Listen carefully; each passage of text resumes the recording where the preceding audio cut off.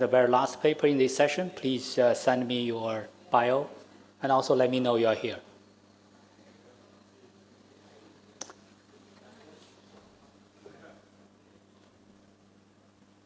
Can we start? All right. Welcome to session 3B, Quantum Computing. I'm Huiyang Zhou from NC State. And in this session, we have 5 outstanding papers. The first paper will be presented by Junyu Zhou. Junyu just finished his bachelor degree from Wuhan University, and he's going to be a PhD student at the University of Pennsylvania, and his current research focuses on Bosonic quantum computing.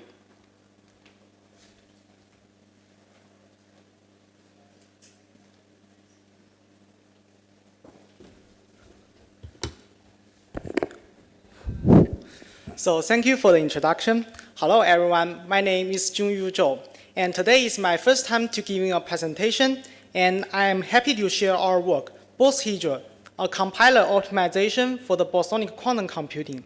This is a joint work with AWS Quantum Technologies and IBM Quantum. So first, I want to give you some basic background on the Bosonic quantum system. Many of you may be familiar with the qubit system. It has a 2-dimensional space with spaces 0 and 1. On the right is a Bosonic quantum system, which we also call Q-mode. It lies in an infinite dimensional Hilbert space, with spaces start from the ground state 0 and contains infinite elements. So you can think of them as the energy eigenstate of a harmonic oscillator. A Bosonic quantum state is the linear combination of those fork bases with normalization. Next, I want to introduce how to use Bosonic Q-mode to do computation. So firstly, we have those creation and annihilation operators. The creation operator will lift the energy eigenstate from n to n plus 1, and annihilation operator will lower the energy eigenstate from n to n minus 1. So with those 2 operators, we can construct several Bosonic quantum gates. For example, the squeezing gate S, the phase shifter R, the displacement D, and beam splitter BS. And also, a measurement symbol M is shown at the bottom. Next, I want to introduce a famous algorithm using the Bosonic quantum computing to demonstrate quantum supremacy. It's called Gaussian boson sampling, also called GBS. So first, we should do the state preparation. All the states are prepared in the ground state 0, and then we injecting photons into each Q-mode by using the squeezing gate. Next, the photons will go through a linear interferometer constructed by the phase shifter and beam splitter. And finally, the photon numbers are measured at the end of the circuit. By repeating this process, the photon number will shape a distribution. And for each configuration, we have a probability distribution. And this distribution is related to a Hafnian function. And this Hafnian function is a Sharpe-Hart problem to compute. So GBS can be used to speed up many tasks. For example, some NP-hard graph problems. For example, finding the dense subgraph or maximum clique. And it can also simulate the real bosonic system, for example, some molecule, and can calculate their spectrum. So to encode those applications, one of the steps is to get a unitary matrix from those applications and encode it into the linear interferometer. This step contains most of the quantum gates. So let's see how to do it. First, we have a unitary matrix, and we decompose this unitary matrix using this formula. The capital lambda is a diagonal matrix, and Tmn is a 2-dimensional unitary rotation with the rotation angle theta and the phase shift phi. So we encode the theta into the beam splitter and the phase shift phi into the phase shifter. And we call this phase shifter together with the beam splitter MZI block. So we combine those MZI blocks together to achieve the final unitary matrix. This is the linear interferometer. And this step can also be viewed in an inverse form using the matrix elimination. For example, we have a 3-dimensional unitary matrix. We can first add a unitary rotation between the column 1 and column 2, and use the yellow elements to eliminate these green elements. So a MZI block acting on Q mod 1 and Q mod 2 is applied. And notice that the unitary rotation will preserve the norm of the row. So in the right, we have a visualization. We're using an arrow from node 1 points to node 2, stand for the amplitude accumulation. And next, a unitary rotation between column 2 and column 3 will applied, and make the last row as well as the last column complete the elimination and remove from the remaining process. Finally, we using a unitary rotation between the column 1 and column 2 again, make the matrix diagonal. And combine those three MZIs together, we can construct the linear interferometer. Based on this, the researchers has developed established some standard compilers. For example, they have a triangular form and a rectangular form. And those gray blocks are the MZI blocks I mentioned before. So this form has a fixed structure and also use fixed number of the MZI blocks. The number is n squared over 2, where n is the dimension of this unitary matrix. So those compilers have encountered some limitations in the NISQ era, where NISQ we mean the noise intermediate scale quantum. So first is that this compiler only allows the beam splitter or MZI block acting on the logically adjacent Q mode. For example, in this red box. However, the MZI block in this blue box is invalid, although Q mode 1 and 3 may be physically connected in some NISQ device. Second, those compilers lack an initial logical to physical mapping because the Q mode number are randomly assigned to the problem. Thirdly, NISQ devices often have many quantum noise, and instead of using a fixed number of quantum gates, we should consider the quantum gate reduction to mitigate physical error. So, as you may know, there are many qubit-based compilers based on the qubit gate matrix representation that can achieve the gate reduction.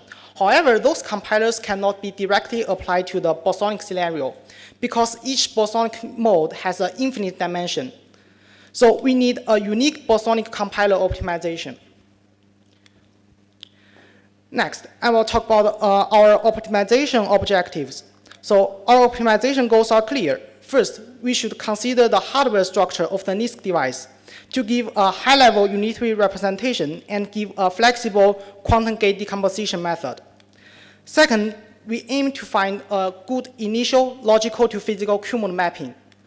Thirdly, we will leverage the previous two optimization to use a probabilistic method to achieve quantum gate reduction. So here is the first goal, optimizing the gate decomposition. So why does different decomposition of the unitary matrix matters? So for example, here is a three-dimensional unitary matrix, and we want to decompose the last row. We can use the yellow element to eliminate green element, since the green element is numerically larger than the yellow element. So the rotation angle theta of beam splitter is large. However, if we use this purple element to eliminate green element, the green element is numerically smaller than the purple element. So the rotation angle of the beam splitter theta is small. And we call this a large-small elimination pair. And notice that the beam splitter with small rotation angle will close to identity, and we can drop them to mitigate physical error. So our goal is to maximize those large-small elimination pair, maximize the occurrence of these pairs in our decomposition method. So here is how we do that. First, we should create a template, a decomposition template.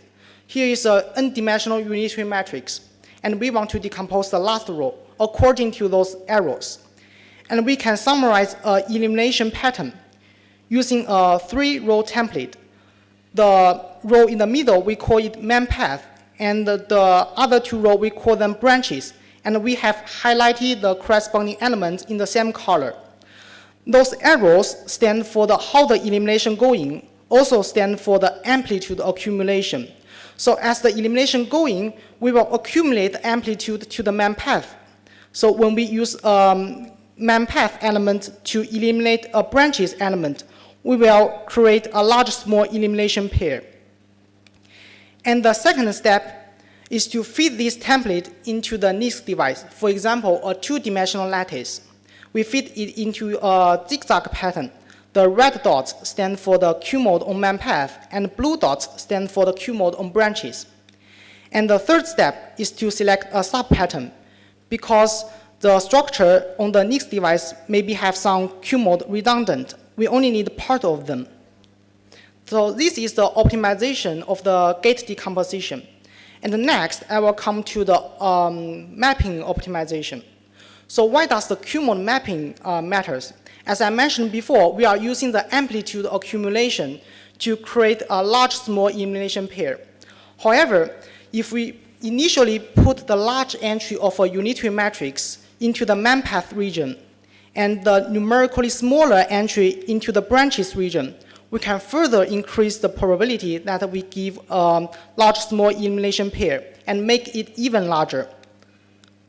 So here is how we do that. First, we have a unitary matrix, and we partition the columns according to the main path region and branches region.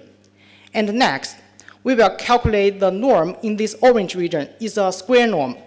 And then we will switch the red row in the main path region with the the red column in the main path region and the blue column in the branches region. So if this switch resulted in a larger norm in the orange region, which means we have permuted a large entry into the main path region, so we will accept this switch. And finally, we will permute this row with a large main path region to the bottom. And we should record this permutation. And those permutations are executed by relabeling the Q mode initially and the output at the end. So here is the optimization of a Q mode mapping. Finally, we will talk about our gate dropping method. So as I mentioned before, the beam splitter with small rotation angle will close to identity, and we should drop them to mitigate physical error. So first, we will decompose our unitary using the previous two optimization methods and get many rotation angles. And hopefully there are many rotation angles that are small. So next, we will create a probability distribution. So if the theta is small, then the probability is small, and it will be more likely to drop from the circuit to mitigate physical error. So here's the gate dropping. And finally, I will talk about our evaluation. So here is the 4 benchmarks, and we have 2 metrics. The first matrix is the Jason-Shannon divergence, or so-called JSD, that measures the sample distance from the current NISC device to the ideal sample. And also, we have an end-to-end matrix. For example, the probability of successfully finding the graphs or find the right molecule spectrum. So here's our general result. We have tested our compiler on a two-dimensional NISC device. And the Jason-Shannon divergence has a reduction of 26%. And we have achieved 30% of the gate reduction. And next is the hardware impact. We have changed the structure of our NISC device. And it shows that the change of structure will not affect the Jason-Shannon divergence reduction. It also achieves 27%. Finally, is our end-to-end performance. We have increased the probability of successfully finding the graph by 68% and increased the distance between different graphs by 135% in our benchmarks. And also, we have high performance on the spectral in our compiler.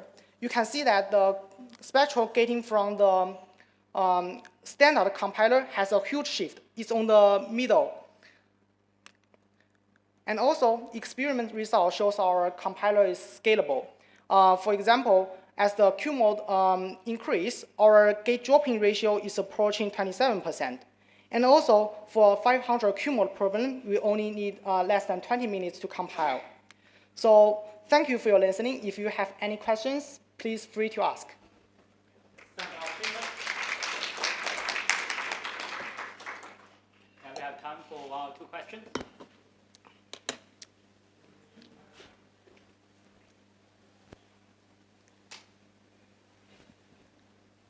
Hi. Hi. Nice talk. Yeah, thank you. So I'm wondering, on the one hand, if you make these large, small pairs, Pairs, yeah. and the small basically, is within the error of the beam splitter, so you neglect it essentially because it's almost identity. I'm wondering would it also potentially be useful to actually do the opposite and try to make the beam splitter, say, as close to 50-50 as possible, so that then the beam splitter error is not dominating the computation? Oh, yeah, You so see what I'm you saying? mean it makes beam splitter that flips the cumul, 50-50 beam splitter? Yeah, that's Yeah, that's a also- good question. Yeah, I think that's possible, but we do not implement in our example. Yeah, I think that's a really good way. Maybe I can research it further. Yeah, anyway, just occurs to Yeah. me that's the opposite Yeah, extreme, so right? opposite Yeah. extreme. Yeah, so it will make the physical error less than those Right. algorithmic error. Yeah, yeah. I mean, think that's you good. get the advantage that you're reducing gate Yeah. depth, which is you wouldn't get in this other case, but Yeah. but it would be interesting to compare. Okay, to maybe. that's really Yeah. interesting. Yeah, I think. Yeah, I will Thanks. do it in the maybe later.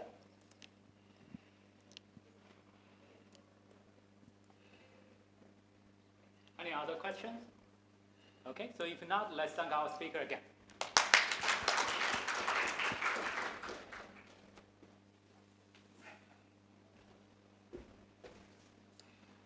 So our next speaker is Minghao Guo.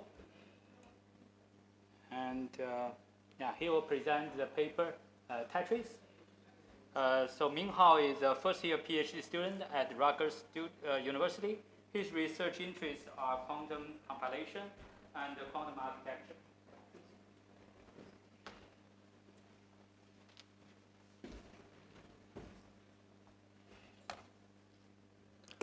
Thanks for the introduction. Okay, so the paper I will present is Tetris, a compilation framework for VQA applications in quantum computing. Okay, so quantum chemistry is used to design and analyze new materials, and it also helps in the design of new drugs. And it looks at how molecules behave using quantum mechanics. But solving this problem, even in the medium size, is very hard for classical computer. So the variational quantum eigensolver algorithm is a hybrid classical and quantum approach designed to leverage the power of quantum computing to solve quantum chemistry problems. It starts from ansatz preparation, quantum simulation, and classical optimization. So our work focuses on the part of ansatz preparation. Okay, so there are many ansatz preparation methods, and we focus on the most popular ones, UC-CSD ansatz. The UC-CSD ansatz could be expressed as a product of error blocks unitary sequentially acting on an input state. And each block could be further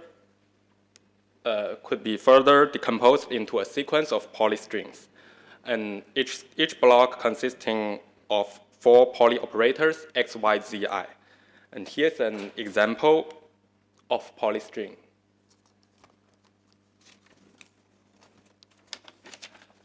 So inside each block, the polystrings usually share the same I and non-I locations. Here's a snapshot of all the polystrings in one block. The yellow part are the non-I letters, and you can see that they share the same locations. So this feature can help us optimize the VQE circuit compilation. The VQE circuit is generated from the circuit synthesis of a single polystring. For example, for this polystring IYZXZ, it uses 5 logical qubits. It starts with a layer of single qubit gates. And poly X is corresponding to an X gate. Poly Y is corresponding to a H and S dagger gate. And poly Z is corresponding to an identity gate. So which poly I means we can ignore it. Next, we need to connect these non-I qubits by C0 gates. The connection of CNOT gates has to be in a tree structure, like this picture shows. For example, we use Q3 as root, and the tree only has one branch, starting from the leaf qubit Q0 to root qubit Q3. In the middle of the circuit is a parameterized single rotation gate. We use character R to show it. The last part of the circuit is the reverse circuit of the sub-circuit before rotation gate.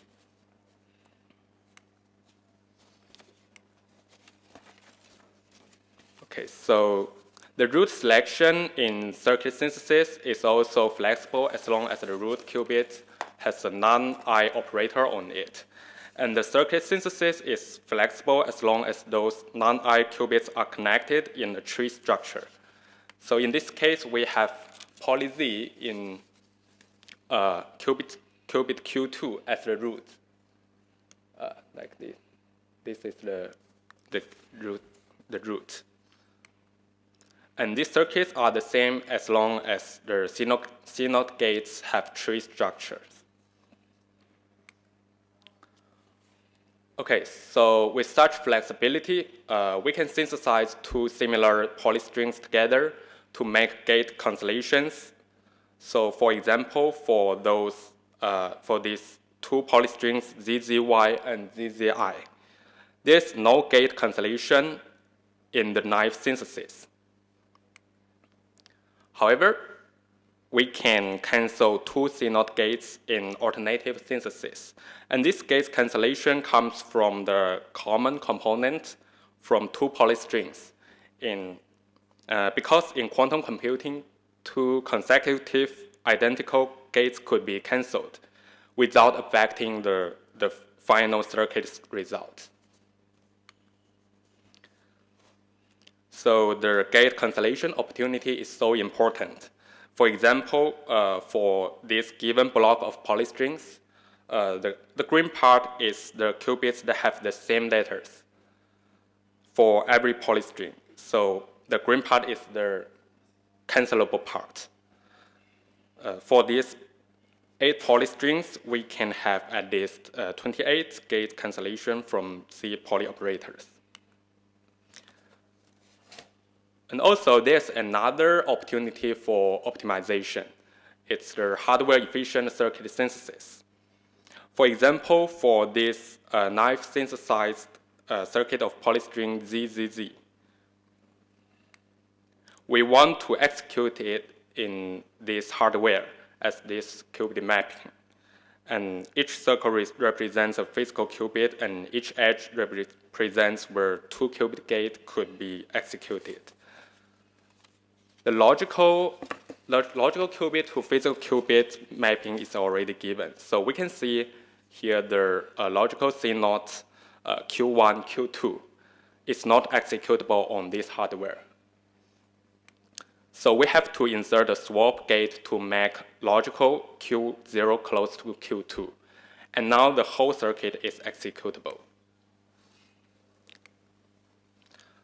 However, swap gate is so expensive. Instead of inserting extra swap gate, we can have an alternative circuit synthesis. So this circuit below is hardware efficient. It doesn't need any swap gate for the given qubit mapping. Okay, so for the trade-off hardware efficient and gate cancellation, both optimizations are very helpful. But sometimes they are conflict with each other. So for example, for these 2 polystrings, we want to synthesize a circuit and run it in this hardware. If we prioritize the hardware-efficient circuit synthesis, we can choose Q2 as the root, and generate a circuit that doesn't need any swap gate. However, 2 qubits gate cancellation would be blocked by those non-identical single qubit gates. If we prioritize the gate cancellation first, then we may suffer from the cost of swap gates. So in order to study the trade-off between those two advantages, we study how to balance the trade-off between gate cancellation and hardware-efficient synthesis. So from these experiments, we have 6 molecules shown in the x-axis. And the y-axis is the gate cancellation ratio. If it's higher, it means that more gates are canceled. So polyhedra is a VQE compiler that prioritizes hardware-efficient circuit synthesis. And the max cancel is a baseline that prioritizes the gate cancellation. So in this figure, we can see that there is a huge improvement space in gate cancellation from a hardware-efficient compiler. Okay, so qubit placement is so important for gate cancellation. For a sequence of polystrings, if we put the common part of qubits in the leaf part of the tree, then the corresponding gates can be canceled. Otherwise, the gate cancellation would be blocked. So in order to maintain both advantages, we designed a Tetris IR based on polyhedral IR. Each Tetris unit represents a block of polystrings. So those are non-cancelable part as the blue area, and they will be placed close to the root, so-called root tree. Then we found identical poly operators and canceled them virtually in Tetris IR. This presents those gates are cancelable. They will be placed far away from the root as the red area. So it's called leaf tree. Next, we start circuit synthesis for a Tetris unit instead of a polystring. So for example, for this Tetris unit, we want to generate a circuit and run it on this hardware. Then we generate circuit for each polystring in the Tetris unit. We synthesize the circuit for the leaf tree first and the root tree later, such that identical poly operators from root tree qubit will not be block gate cancellation from leaf tree. So this is the how a circuit looks like before the concrete circuit synthesis. In the circuit synthesis for leaf tree and root tree, we consider hardware efficient synthesis and synthesize them with respect to the hardware efficiency. And this is how a circuit synthesized eventually with consideration of both gate cancellation and hardware efficient synthesis. However, it's not always so lucky that all leaf trees are also clustered after clustering root tree. So like the Tetris unit and corresponding qubit mapping shown here, root tree qubits separated leaf tree qubits. So to avoid the cost in clustering leaf tree qubits, we allowed multiple leaf trees. Like in this case, we can have 2 leaf trees. One is Q4, 5, 6, and another is Q2 and 3. So this is the framework of our Tetris compiler. It has 2 major components. The first one is single Tetris synthesis, and the second one is the scheduling. For the single Tetris synthesis, we first do the root qubit clustering, and then construct the circuit from leaf tree with the consideration of hardware efficiency. The bridging is a substitute for swap gates. And in the tree construction, we allow multiple leaves tree construction. For the scheduling part, the scheduling component is used to place similar poly blocks near to each other to facilitate gate cancellation between adjacent Tetris unit. So we first then we apply look-ahead strategy to greedily choose next Tetris unit with less swap cost. And more details will be shown in the paper. So finally, here's the evaluation of our paper. To evaluate the compilation quality, we set 5 metrics, 2-qubit gates, and gate count, total gate count, circuit depth, and circuit duration and fidelity. Then we evaluate the compiled circuit with noisy simulator. For the benchmarks, we use Jordan-Wiener and Brevy-Cativy encoder for 6 molecules. The baselines are 2 general compiler, TCAT, Qiskit, Saber, and 2 special VQE compilers, Polyhedra and PCOST. So we compared the CNOT gate count with different baselines. PH means the polyhedra in this figure. So in the top left figure, we perform the best among all baselines. In the bottom left figure, we show that the breakdown of swap-introduced CNOTs. So we have more swap gates than polyhedra, but less than PCOST. And our logical circuit cancellation is better than polyhedra, but lose to PCOST. We trade off between hardware efficiency and gate cancellation, and finally have an overall better point over these 2 baselines. And on the right side, the 2 figures show the fidelity measured on Qiskit's noisy model calibrated from real quantum computers. So as the number of blocks grows, the fidelity is descending, but stay higher than the other 2 baselines. Okay, so finally, there's a summary for our paper. And so we discovered the conflict between gate cancellation and hardware efficiency. And then we proposed Tetris compilation framework and Tetris IR to obtain both advantages. And then we proposed the Tetris adaptive to further mitigate the swap cost. So we did a comprehensive experiment with various baselines. Okay, thanks for your listening. So we have time for maybe one question.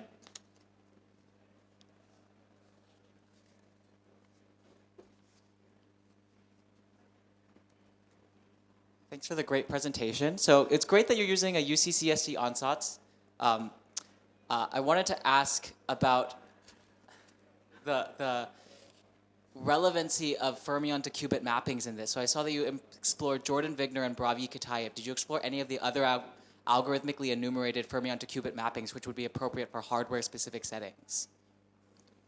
So for example, this is recent work out of, for example, the Whitfield group and other groups that instead can tailor the fermion to qubit mappings themselves, so it's relevant for specific hardware topologies. Okay, so you mean do we use other qubit mapping algorithms other than the Jordan one? Yeah, for example. Okay, I'm not very sure because I'm not the author, but I can transfer your questions to them to ask about it. And then, for then, I guess the question down that line is, can we see or what's the intuition between the comparison between Brevy-Kitaev and Jordan-Wigner in performance, just to get an intuition for how differential qubit mapping schemes impact the results? Sorry, can you repeat again? What's the difference in results between Jordan-Wigner and Brevy-Kitaev? Sorry, I'm also not very sure. I can transfer your questions. Yes, we can chat offline then. Thank you. Okay, thank you. All right, let's thank our speaker again.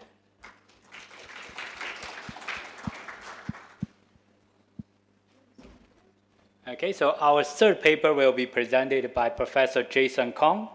Professor Cong is the Wagner Chair for Engineering Excellence Professor at the UCLA Computer Science Department. Sorry, we can go with this one first. The talk number 4. I think it should be number 3, right? Yes, but we don't have it. The talk number 3.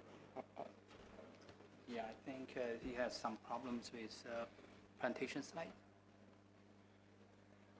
So which one you said? There's no. What about this one? Talk 3. So while they are figuring out the right slides, so let me continue my introduction of our speaker. So Professor Cong is the director of the Center for Domain-Specific Computing and the director of VLSI Architecture, Synthesis, and Technology Laboratory. Dr. Cong's research interests include novel architectures and compilation for customizable computing, synthesis of VLSI circuits and systems, and quantum computing.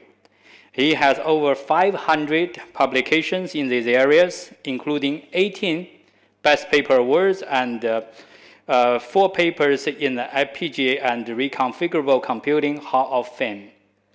He and his former students co-founded AutoESL, which developed the most widely used high-level synthesis tool for FPGAs, which was renamed to Velvado HLX and Vitis HLS after Xilinx acquisition. He is a member of the National Academy of Engineering, a fellow of ACM, fellow of IEEE, and a fellow of National Academy of Inventors. Professor Cong is a recipient of the ISCA University Research Award and the EDAA Achievement Award and the IEEE Robert Noyce Medal for fundamental contributions to electronic design automation and FPGA methods. So let's welcome Professor Cong. I'm glad I sent a very long bio so we can make up the time to do the connection. Let's see whether that works.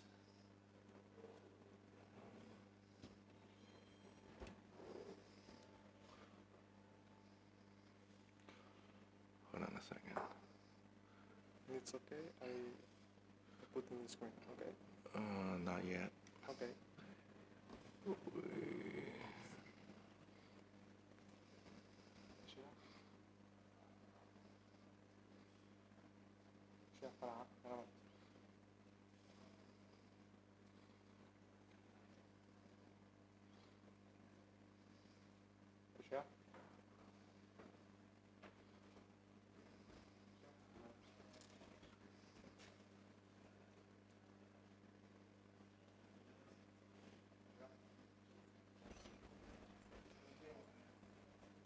no?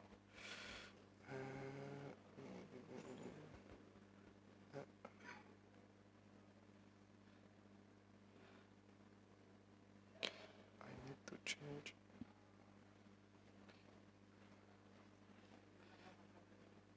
Thank you. I need to enter to the options. To the options, okay? Which option? Display screen. Oh. This one.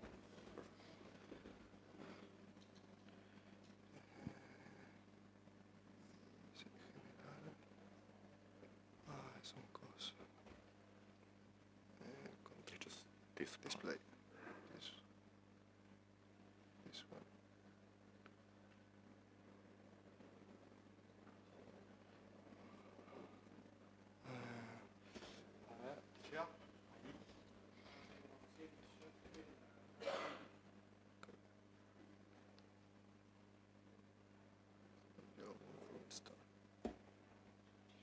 Okay.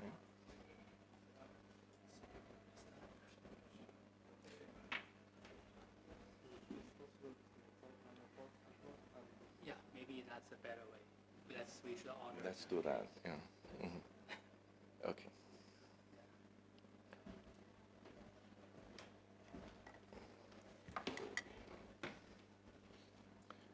Let me email you this one. Yes.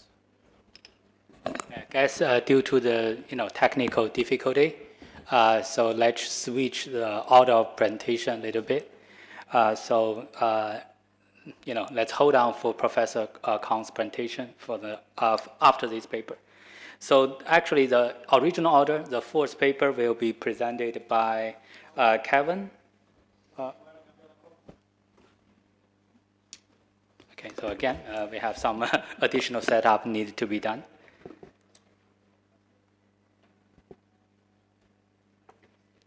still in the meanwhile, let me continue.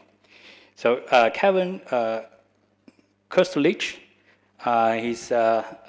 he completed his PhD in experimental quantum information between MIT and the University of Waterloo's Institute for Quantum Computation. And he has been exploring the application of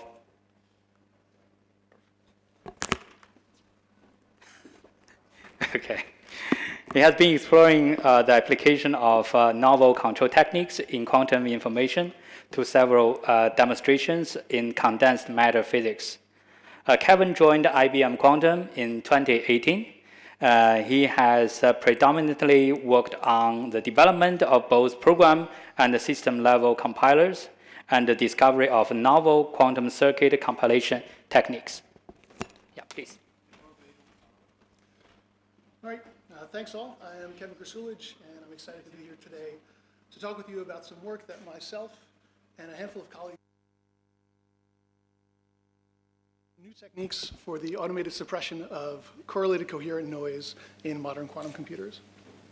Just to get the punchline out of the way first, the takeaway that I'd like you all to get from this talk is that the correlations in the noise that can occur due to when and where instructions are being executed on a quantum processor, and especially what instructions are being executed concurrently on nearby qubits, can lead to significant impacts in the effectiveness of available error suppression techniques, and in turn observe circuit fidelities and costs of downstream techniques like error mitigation and error correction.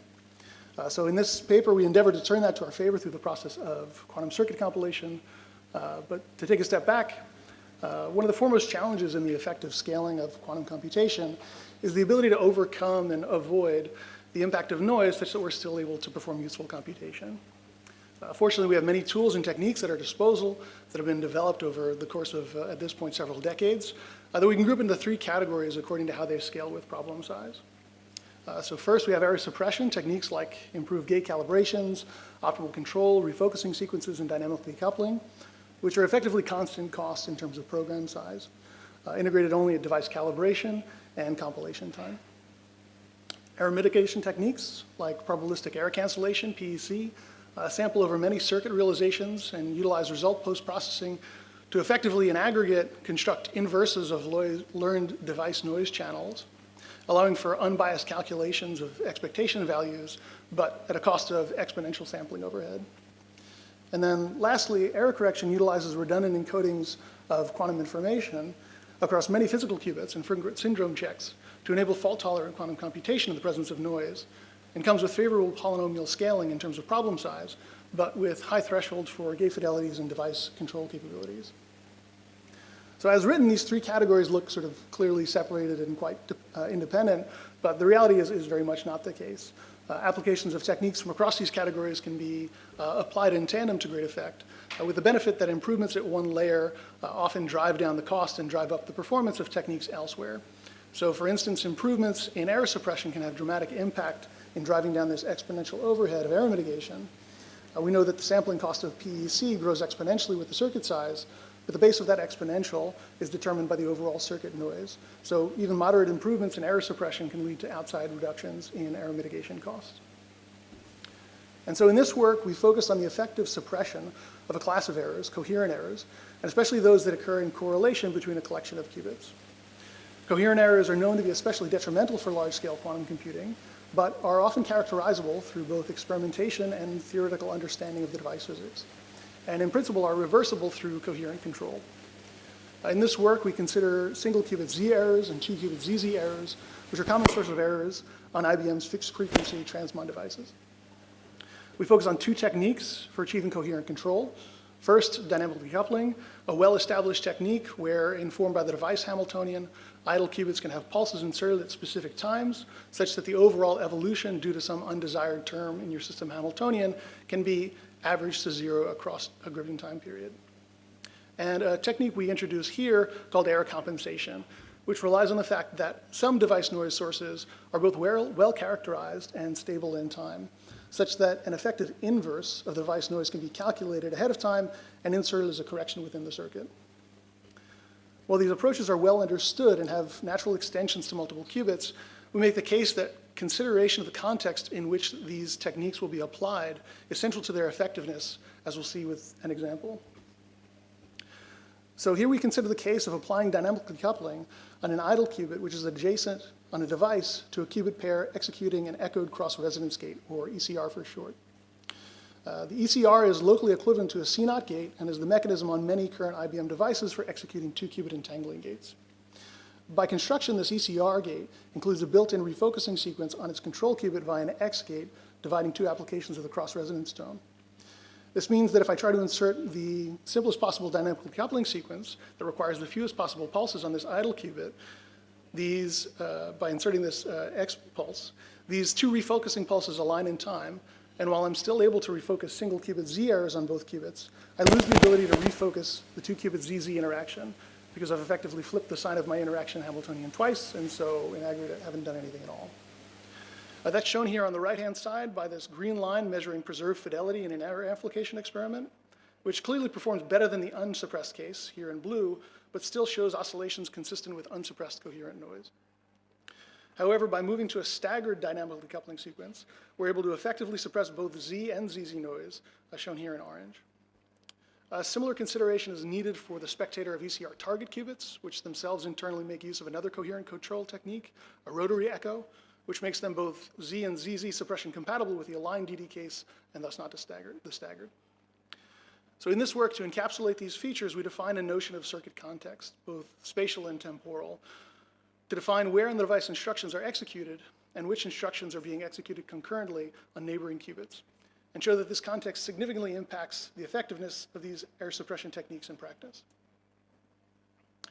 To that end, we define what we call context-aware dynamic decoupling as an extension to the known single-qubit and multi-qubit dynamic decoupling sequences, which aims to both minimize the overall number of additional pulses which need to be added to a circuit, as well as as each will introduce additional error, and to take into account the operating context of the device and circuit.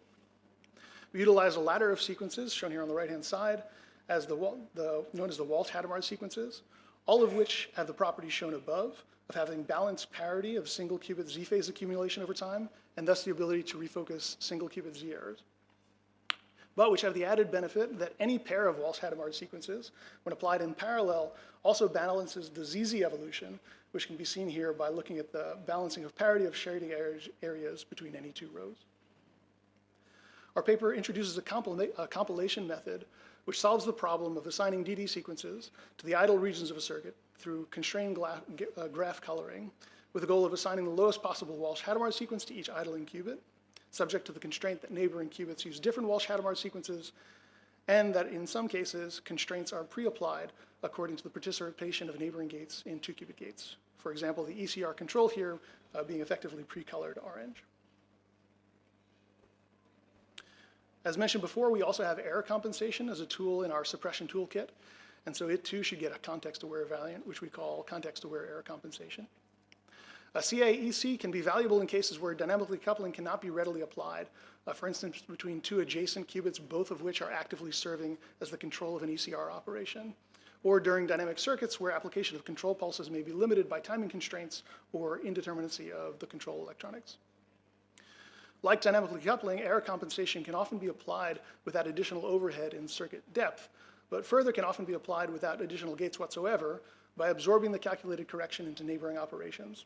For instance, for single qubit errors, the RZ corrections can be folded into the Euler decomposition of neighboring single qubit rotations. And likewise, for 2-qubit ZZ errors, the correction can often be folded into the Cartan decomposition of either a preceding or following 2-qubit interaction. And in cases where neither of those are possible, the correction can often be implemented cheaply through pulse stretching. As is often the case for PEC-like applications, where circuits are stratified into layers of 2-qubit and single-qubit gates to accommodate twirling, we may have to commute this correction through a layer of single-qubit poly gates, but this can be simply handled by toggling the sign of the correction depending on its commutation with the particular poly layer. To illustrate the efficacy of these context-aware suppression techniques on hardware, we choose as a first demonstration an error amplification circuit following a plus-state preparation, which enables us to calculate a simple Ramsey fidelity. We can evaluate this through a series of example contexts. First, where we consider a layer where we have 2 adjacent idle qubits surrounded by single qubit polys and followed by an arbitrary 2-qubit interaction. For the noisy circuit, we have uncorrected Z and ZZ errors shown by the red markings here. And we compare that to the simple aligned dynamic decoupling, which leaves unrefocused ZZ interactions, and a combination of error compensation, staggered dynamic decoupling, and aligned dynamic decoupling with error compensation. When run on the device, we see these decaying coherent oscillations from the unsuppressed circuit in blue, which are improved upon by application of aligned dynamic decoupling in orange, but which still show large oscillations in fidelity consistent with unsuppressed coherent noise. Introducing error compensation in green resolves the observed oscillations in fidelity, but decays more sharply than other DD sequences due to DD's ability to refocus sources of noise beyond just Z and ZZ. Applying either staggered DD in purple or combining aligned DD with error compensation here, red, both yield the greatest fidelity preservation and resolution of observed coherent oscillations. Next, we consider the case where our layer is comprised of an idling spectator qubit adjacent to an ECR control, where the native 2-qubit ZZ error is already assumed to be refocused by the intrinsic echo on the ECR control qubit. Here we see that the uncompensated layer shows a significant coherent error, which can be suppressed in short times by error compensation, but which is outperformed at longer times by staggered dynamic decoupling. Next, we consider the similar case of an idling spectator to an ECR target qubit, which shows a similar relationship between error compensation and dynamic decoupling. Lastly, we consider the case where two ECR control qubits are adjacent, and thus we're unable to directly apply dynamic decoupling. In the uncompensated circuit, we can see we still have a residual ZZ coupling that leads to unwanted coherent oscillations. But with the insertion of error compensation, and remembering to appropriately flip the sign of the correction, depending on the values of the poly layer, we see coherent oscillations largely removed. So to review, we've shown a small but representative sample of the collection of cases which will need to be considered by this compilation method, but which demonstrate the degree to which consideration of the context of an idling qubit can impact the effect of the chosen error suppression sequence. Next, we turn to a demonstration of this compilation technique on a few representative applications.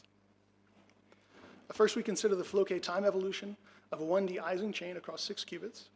The circuit is comprised of D steps, where each step contains a layer of 2-qubit gates on even-odd pairs, a layer of 2-qubit gates on odd-even pairs, and a layer of single-qubit X gates. We see that these boundary qubits have large sources of unsuppressed coherent Z errors, leading to the loss of the expected oscillation in the expectation value of XX between boundary qubits, which can be recovered by both context-aware error compensation and context-aware dynamic decoupling. Next, we turn to a more complicated simulation of first-order trotterized dynamics on a Heisenberg model on a 12-qubit ring. Here, the discretized time evolution requires 3 distinct layer types of 2-qubit unitaries on IBM's heavy hex lattice. And we note that because ZZ errors commute with both the XX and YY terms in the Heisenberg interaction, we get a freedom to commute the errors forward or backward, as in the case of this cluster of errors on qubits 4, 5, and 6 in the second layer. Here we note that while both context-aware dynamic decoupling and context-aware error compensation are able to partially resolve this hump in the observed single-qubit observable, neither dynamic decoupling or twirling alone were able to make a noticeable improvement. And while for this modest-sized circuit of about 180 C-naughts and a C-naught depth of roughly 45, more notable is the factor of almost 4 decrease in error mitigation overhead through context-aware dynamic decoupling and error compensation that would be required to recover the ideal signal through error mitigation. So having demonstrated the efficacy of these techniques across a range of problems, we turn back to how to efficiently automate their application across a range of circuits. I mentioned previously that there are challenges here, and that we prefer to use the smallest pulse members of Walsh-Hadamard sequences, subject to a series of constraints on adjacent neighbors, both for concurrently idling qubits, but also for some gates. We solve this through a compiler which, taking advantage of the context of gates in the vicinity, uses a constrained version of greedy graph coloring to select specific Walsh-Hadamard sequences to apply, and falls back to context-aware error compensation for cases where dynamic decoupling is not applicable. Just in the interest of time, I'd like to quickly mention that while the examples so far have focused on coherent Z and ZZ errors that are derived from the always-on ZZ interaction from IBM's ECR devices, these techniques are applicable to a range of other coherent noise sources which are detailed more in the paper. And so with that, I'd like to quickly acknowledge my wonderful collaborators, funding agencies, and take a moment to recap. And with that, I'll thank you for your time and take any questions.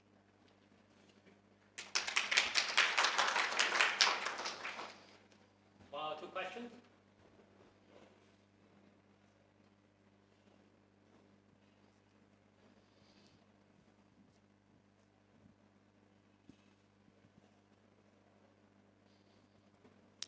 Hi, nice talk. I was wondering, in the next generation, like of Heron class machines, will this kind of sort of pulse stretching, pulse shaping be supported, or even internally, what your plans are for that? Yeah, that's a great question. So obviously the exact sources of these noise depend on the particular architecture, and you quite astutely noticed that these are all based on ECR devices, which is not the most recent.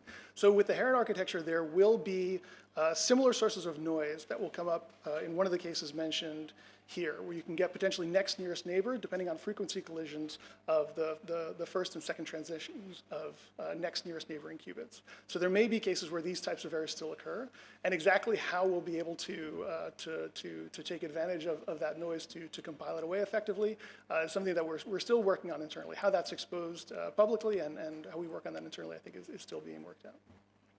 Thanks. Sure. Great. Let's thank our speaker again. Let's see whether we have some better luck this time.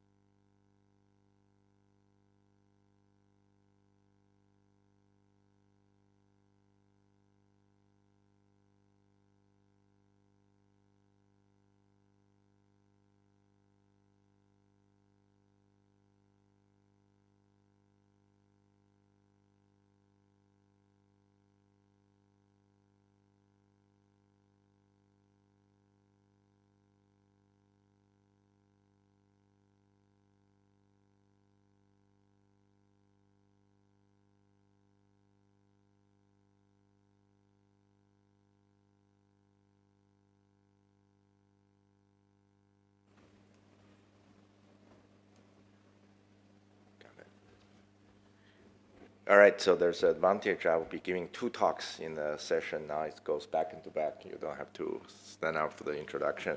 The first author is Dr. Henry Wang. He just graduated from MIT. In fact, he's going to join me at the UCLA as a colleague, as a faculty member.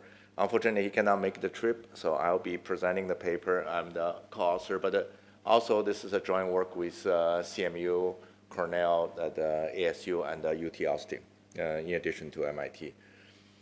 Different from Kevin's talk, so this time we focus on neutral atom-based architecture. It's a relatively new architecture. I know IBM, Google is all using the superconducting qubits, but here we're using atom as a qubits. You look at the result back in almost like 20 years ago, there's some early demonstration using atoms as qubits. But really there's an exciting progress at, this is Carrera and Harvard. Basically, 2021-22, I was doing a sabbatical at the Harvard physics department with Professor Michel Lukin's group. I just saw this architecture kind of being materializing. And another exciting milestone was last year published in Nature. And so they can have, the same group, they can have logical qubit now. Basically means error corrected, 48 logical qubits. This is made possible because atoms, you can move them. So you can do this error correction a lot easier. You do not have to be limited by the local connectivity. So you can have transversal gates. So how does it work? You actually have the atoms that in the vacuum chamber. And by the way, this is all happening in a room temperature. That's why I can go there to see it, to some extent touch the platform. And then you have 2 laser arrays. One is called SLMM. They will capture and then hold the atom. And another set of lasers called AODs, they can move the lasers around. As I said, in addition to be at the room temperature, that they can be rather perfect qubits, right? Because we have atoms in the nature, and a long qubit lifetime, and 10 seconds or so highly scalable. And you show the first slides, some groups reported over 10,000 atom qubits.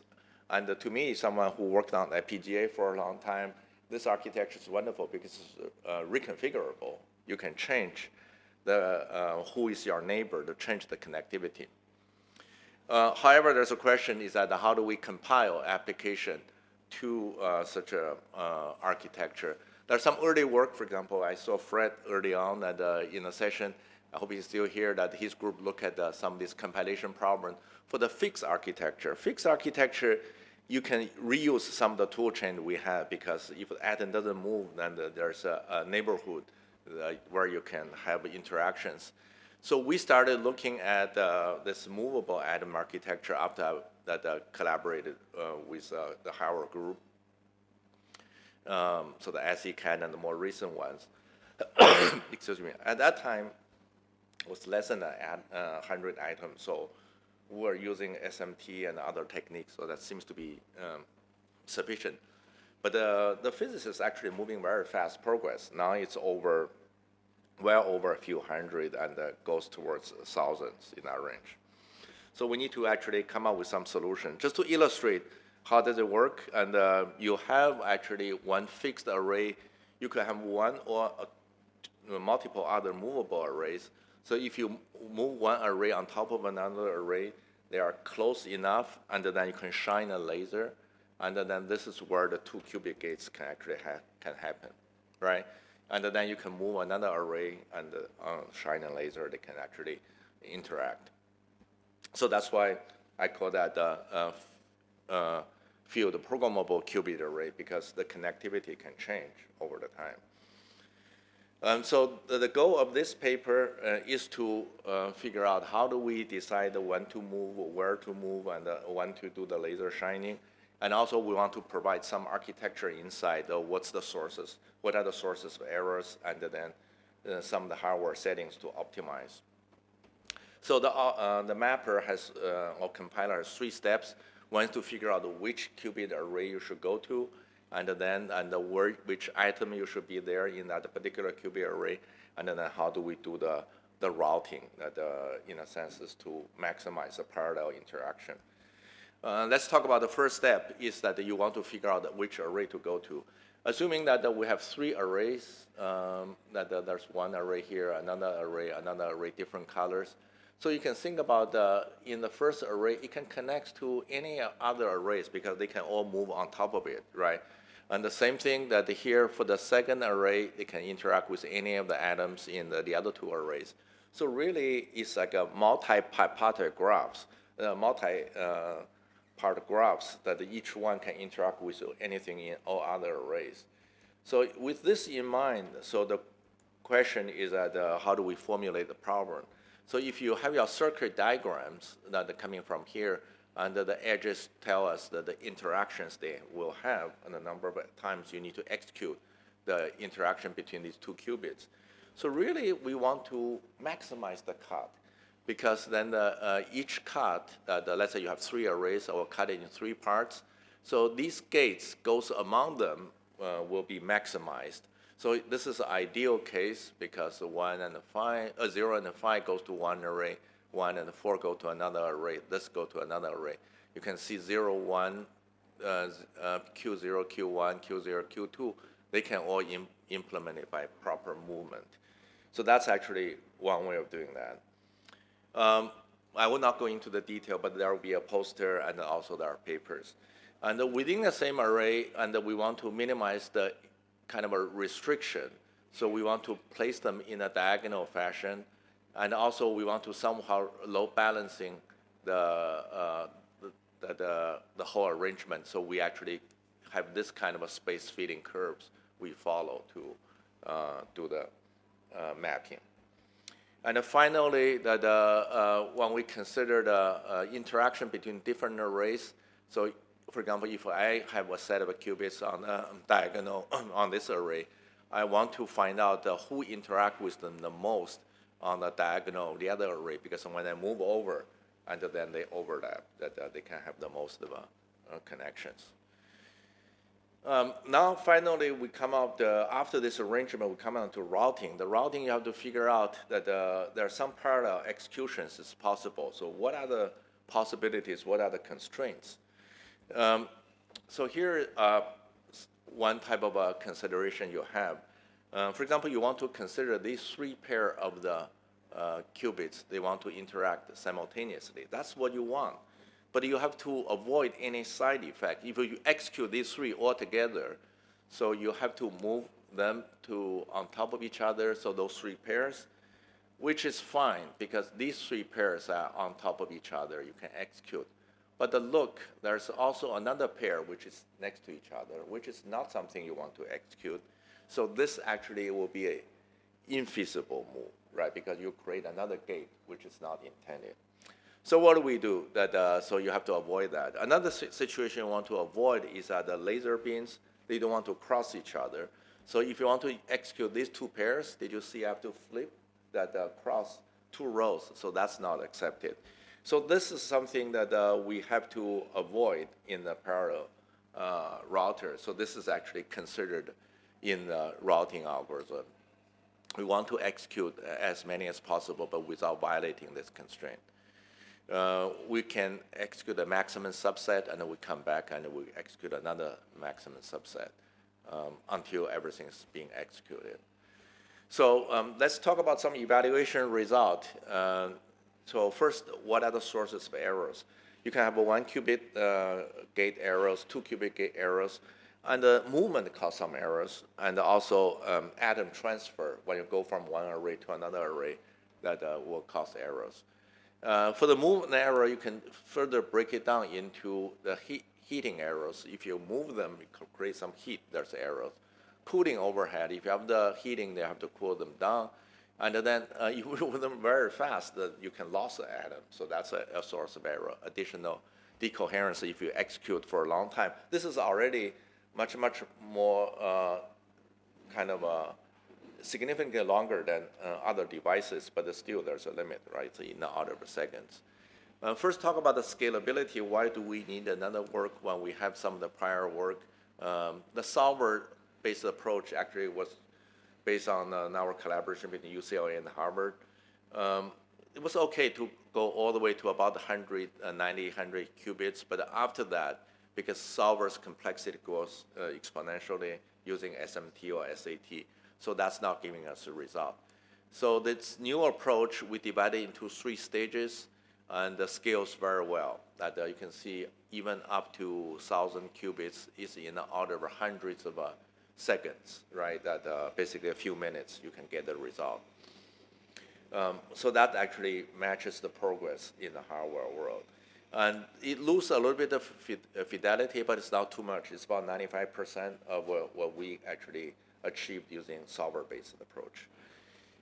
Compared to fixed arrays, that having the movement is a big deal. You get a 3.2x reduction on circuit depths and about 3.5x reduction on the 2 qubit gates, and the fidelity improvement is about over 5x.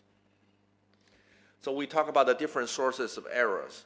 So here is the chart. First is that you don't want to move atoms super fast, because you move them super fast, you have a lot of atom loss errors. So this region you want to avoid. You also don't want to move them very slow, because then you run into the decoherence problem. So this is about the sweet spot we calculated. So now you can see what's there. The big part of that is the 2 qubit errors. There are some atom loss, and if you move still relatively fast. And then there's decoherence, and there's also heating and cooling. So really, if you focus around the 300 microsecond being the movement speed, so everything is balanced. 2 qubit errors, it's a constant. You cannot reduce it, because it depends on how many 2 qubit gates is here. So this is our prediction. So talking to our collaborators at Harvard, they are actually doing really experiment in this range between 200 to 400 is the speed that they move atoms, right? So I think that's basically what we have. I show you this movie where we're doing a 20 qubit gates on the regular 5 graphs that for QAOA max cut problem. It's kind of a fun to watch. you will actually have schedule both the movement and the atom transfer and also the laser exposure. Right? So that's actually the conclusion that we have a software stack for the field programmable qubit arrays, and it's highly scalable. I think that it's a good foundation that we can build on for further improvement. Okay, I'll be happy to take further questions.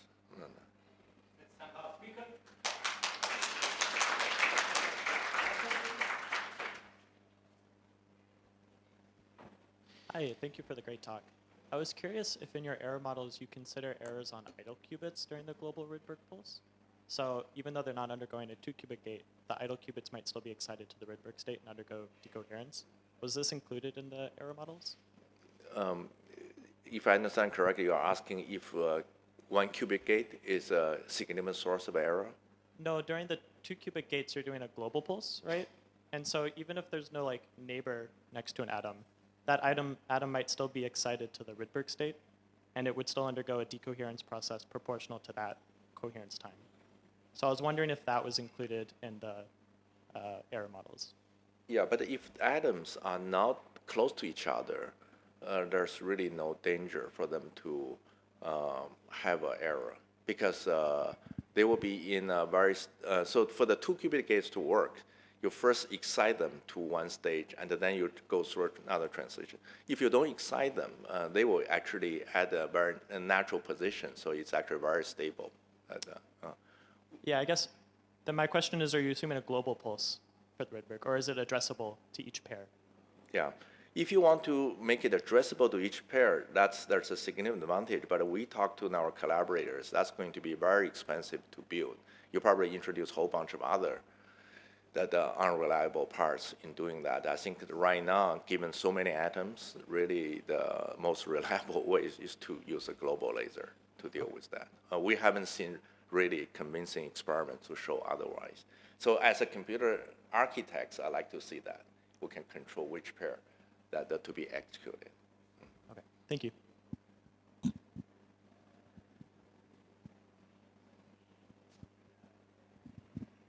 Hi, Jason. I was wondering, you have these different steps where you do like the K-max, K-cut, and then is that sort of unaware of or independent from like the different constraints of, you had a whole bunch of other constraints, there's some regularity, and you couldn't do too many things at once. So I guess the first question is the K-cut sort of not, didn't seem to account for the future constraints, and was there any conflict between those two things? Yeah, the K-cut is based on the motivation, just saying that it's very easy to execute gates between two different arrays, right? You can move them one on top of another. It's not saying that within the same array you cannot move them close to each other. There's just more constraints. So it's a heuristic. In fact, some of you may have seen we put out the archive paper after this paper has been accepted and the final version has been produced. So we have a new result now. The new result, we can get almost guarantee the theoretical minimum of the global laser. So if you go back, I don't know whether I can still go back, to look at the error source, the majority is still coming up from the 2-qubit gates. That's the exposure you have. So we can get something that either optimal or optimal plus 1. So this is actually through the graph edge coloring. Basically, I don't think you can do any better, because to get absolute optimal is NP hard. So you get the optimal or optimal plus 1 is the next best thing you can have. So there we can get the guarantee if that's the major source of a concern you have, which for the foreseeable future, we see that's the case, right? Yeah, so some of these decisions definitely are heuristic, but we are trying to make it much more rigorous going there. Yeah. Thanks. Okay.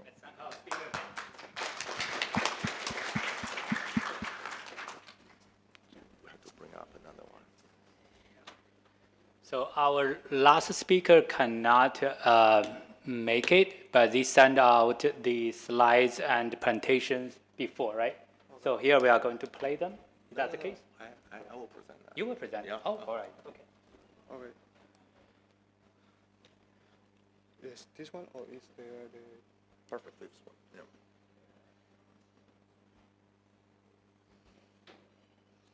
is this one? Or this one? 6. This one. Oh yeah, this is the one. This.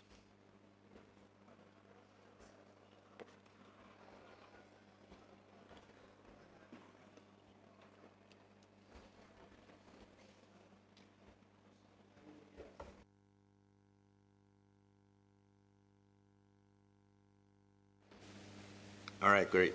So the work actually was done by my PhD students, Daniel Tam, and in fact, Daniel was also author, co-author of the paper I presented, but he couldn't make the trip. Although I'm not the author, but I'm his PhD advisor, he said, you should be able to present the paper, so here you go. You listen to what students tell you to do, right?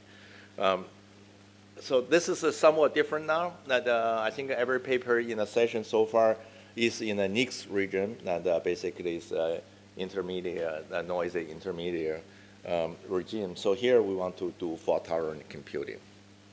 Fault-tolerant computing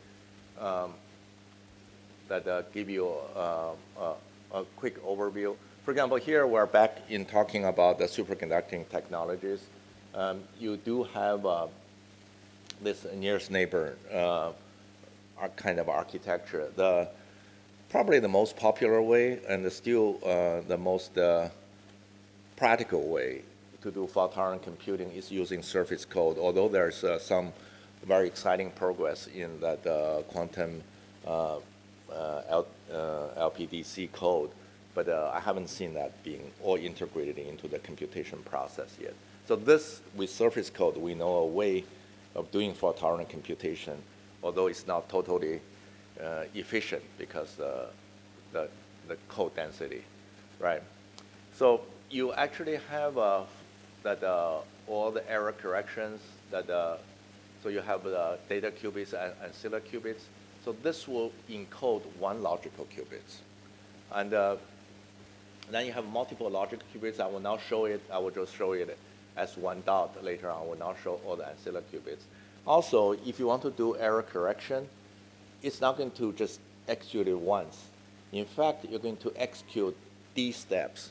That D runs depends on the code distance, right? So that in distance 3, it's showing here, you're actually going to do 3 runs of error correction. So that's why each execution is a space and a time. You will see a space-time representation. And you look at this very simple circuit that you can always represent it by Clifford plus T. Clifford gates and the T gates is the expensive part. But you look at the C0 gates. The C0 gates actually becomes actually something quite complex. This representation, for example, you have the measurement, you have the Z, and you have the X, and then I have this measurement, the XX. So this part, that alone, there's a merge is actually for this part. So there's a fair amount of overhead in doing fault-tolerant computation. But we have to get there because the qubits are far from ideal, what we have. Some of the things that are like optimization, you don't have to require 100% precision, but if you want to do factorization, you have to know whether they are exactly the same or not. There's no other way around, right? So there's actually some prior work that doing this basically figure out the space-time volume of this computation. So this work that done by my student Daniel in collaboration with did it when he was doing internship at Google with Google collaborators Greg and Murphy, is that we have an exact way to do the space-time exploration for subset of circuits. So this game of a surface code or the Azure, the resource estimator, that's actually a general method guided by human intuition. They have one way to lay them out, and then, but it's not precise. So here we actually use that 3D pipes and the ZX diagrams, and it's corrected by construction for any important libraries that I will show you, basically it's not too large, then we can give you the optimal space-time volume to have that. It's actually very rather complex formulation. I will give you the highlights. What happens is that remember this, the execution will go through a number of steps, right? So there's a time dimension. And then you can do this split and merge operations. Then you can actually introduce variables. At every grid point, you have a variable tells you that whether this particular variable is occupied and, or not. So let's say if the exists k is 1 and and also this ij k plus 1 is also 1, means there's a vertical pipe going on, right? There's some meanings about the colors, that only the colors in the ones with the same color, you can merge them. So then you can actually have some constraint saying, hey, if there's a connection in the I dimension 0, 1, 2 and the 1, 1, 2, then the color between these two in the I dimension has to be the same. So you can represent these constraints, the color constraints, that through that first order logic as well. So you know where I'm leading to is that I want to express all these using first order logic, and then I can use a satisfiability solver to solve the problem. So that's the key. Then finally, you say, so how do you guarantee you are implementing the gate? The way we guarantee that is that you want to make sure that at the boundary that all these stabilizers are actually being implemented. So that's actually the constraints you have at the boundary condition. And then you have some propagation loss, make sure that you have the continuation of these pipes. So, and then we solve that through using that. Once you lay out this formulation, it's quite complex, but once you have that, then you can use modern set solver to solve that. So you have the input specification, depends on what gates you want to have. For example, the most complex one of the most complex one is the T gate. So you want to solve that. And then we will have the automated process to generate the SAT script. And then we give it to SAT solver to solve. So if the solver says there's a solution, then what does it mean? So which means I can implement a circuit in the current space and time. Now, if that's possible, I'm getting greedy. I'm going to shrink the space or shrink the time a little bit to solve again to see whether I can. Does it mean I run out of time? Okay, so that's actually where you go through another iteration. On the other hand, if it's not solvable, it means that you will have to enlarge either space and the time. So we'll go through this search process. Then the non-Clifford gate, however, will handle it in a different way. So for example, in this CCZ gate, that part of that is actually non-Clifford, and but this is a majority gate. Part of that is not is Clifford, and a part of that is non-Clifford. This T gate, these T, the distillation and T, right? The T gate are non-Clifford. So this will be treated separately, and then the rest will be using the conventional techniques for the Clifford gate. To give you some ideas about the result, the majority gate, that we can actually get 40% less volume, space-time volume, compared to the best published result. So this one has the non-Clifford gate.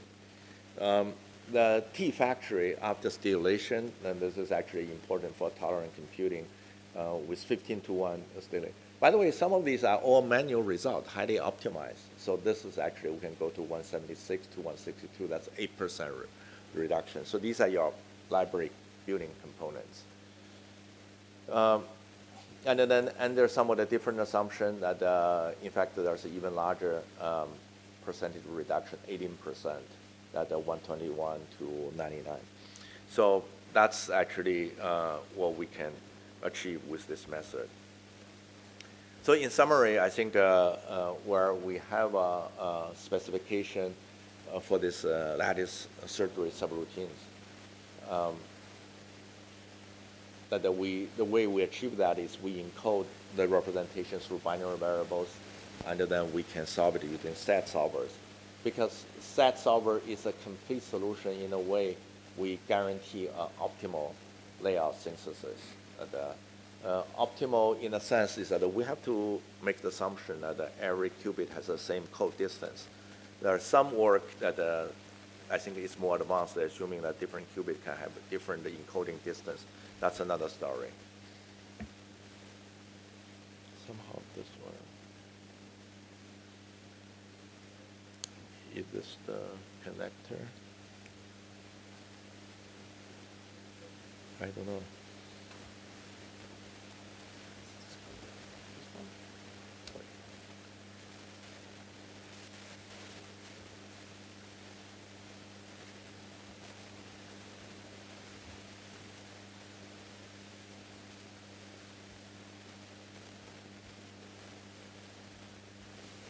Okay.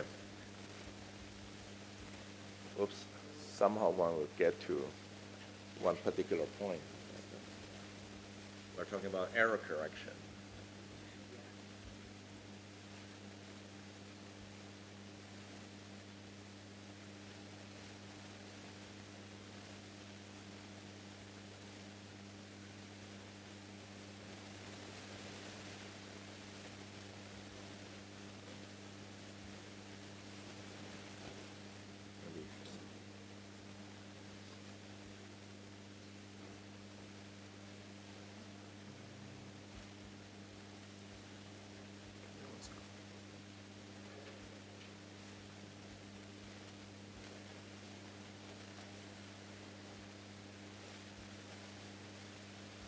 But since we are getting to the end, maybe you can just ask a question.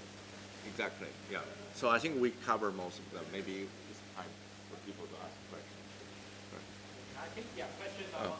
The only thing I want to mention is that I keep mentioning this is give you optimal solutions for a subroutine. How do you use it? You use it as a part of the overall program. You do so-called almost like something called a peephole optimization. You take one part of the circuit, you use this to optimize, you take another part. By the way, that's how modern logic synthesis is done in VLSI design. We cannot do optimization for an entire 10 million variable Boolean circuits or 1 million variable Boolean circuit. We do it one chunk of the time and put it together. Right? Okay, so with that, I'll be happy to take questions.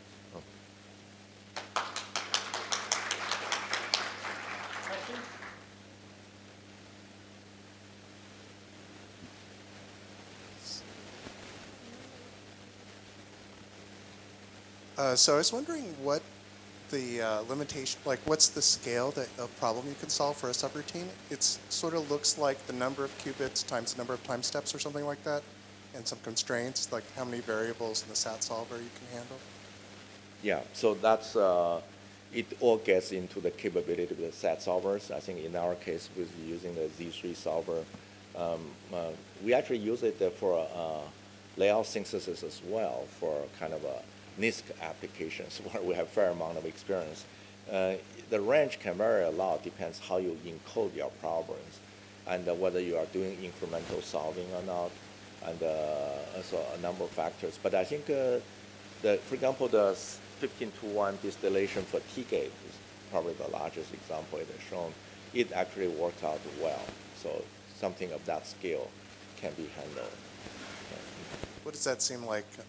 You know, probably hundreds, 1,000 variables or something? Yeah, I'll get Daniel to email you that. I think it should be more because you have the location. Yeah, so if you go back,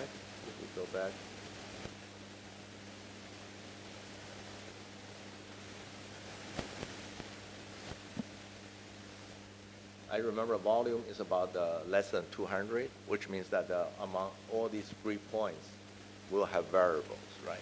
But then you also get a lot of constraints. Yeah.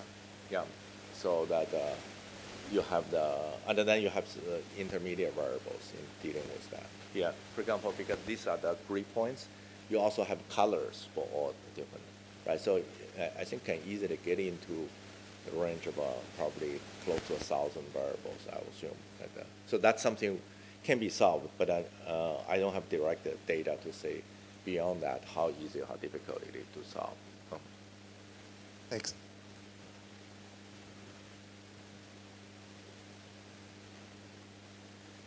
Any other? All right, so if no other questions, this would conclude our session, and enjoy your coffee break. And also posters. Yes, the posters will be outside.